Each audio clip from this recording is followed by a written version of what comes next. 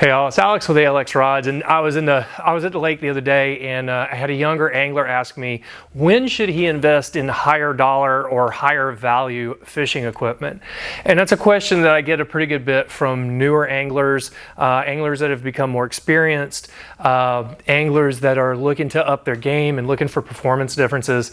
And the advice that I usually give is this: one, you have to stick within your budget. Don't go and spend outside of what you should.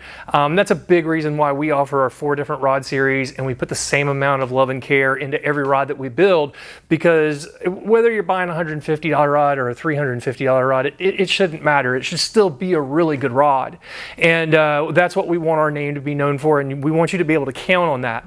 But number 2, when you should typically start trying to look at a better rig, a better reel, a better rod, is I always say with 2 things, and this is kind of what the principle I've always followed myself is: feel techniques and techniques that I use all the time. Now for me, that tends to always go hand in hand. My feel technique rods are my most used rods: my drop shot, my jig, my worm. Those 3 rods. First one's out of the rod locker, first one's on the right hand side of my boat.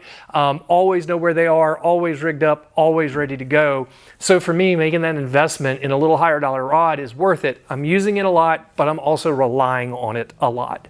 And that's where you should start. Don't go buy a high dollar rod to try and make yourself be a better angler at a technique. That isn't necessarily the right answer. You need to learn that technique, and then you can appreciate a better rod and a better reel and better equipment because you actually know how to fish that technique, or you've learned that technique enough to know what you do need in a rod and reel combo to fish that effectively. So a lot of really good general purpose stuff out there. That's why our Icos, our Oxum series are more general purpose type rods, and then our Zolo and our Enoch series tend to be more technique focused, technique driven, a little bit more specific kind of stuff. So again, when you're looking to make that little bit larger investment to up your performance, or just even enjoy fishing a little bit more, I look for feel rods. I look for rods that are techniques that I'm going to use a lot, and I'm looking for rods where I'm really looking for a good, well-balanced, sensitive rod that's going to make a difference for me while I'm fishing out there on the water all day.